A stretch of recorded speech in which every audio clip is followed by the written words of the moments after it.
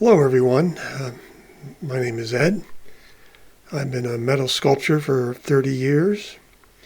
In that time I've made close to 9,000 different items, ranging from bells to airships. But recently I've been working on swords and knives. I know a lot of people do that, but I thought I'd share with you some of the things I've done. So let's start off with some of the swords. Here we have one. This was actually the first knife I made in anything. I made the blade years ago, and just recently made the handle after realizing that acetylene torch handles make a great handle. This is all done with welding and soldering. Scabbards were the most recent addition, copper and brass. These are, with the exception pretty much of the chain, these are pretty much 100% made from recycled materials. So there's one. Every one I do is different. Here's another one. You may recognize with the guard. Get a good view of the blade. So I'm just taking files, and this is a rasp on one side, file on the other side. Lots of grinding and sanding them, and then welding on handles. Making the scabbard. Now this type of scabbard is made from some used copper that I picked up and some other old parts. I think this is from possibly a cash register. I'm not completely sure. Here's another one. This originally was used to hold back curtains. Okay, another torch handle.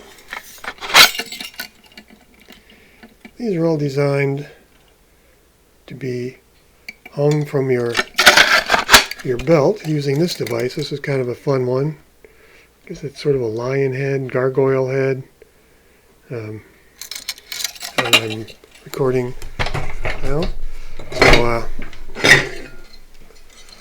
third one. And you can see some of these fit a little better. This one's a little loose, but that can be taken care of. Different parts from different things.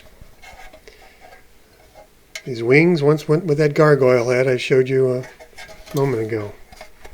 In this case, we've got to put the seam on the back, a little soldering.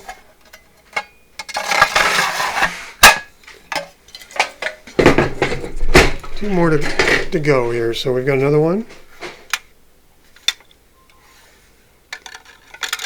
Here's its belt hanger. Hangs pretty nicely. These are all meant for right-handed sword users.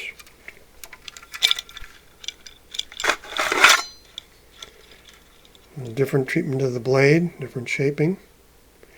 It's just done with a grinder and a sander, so pretty much anybody can do it.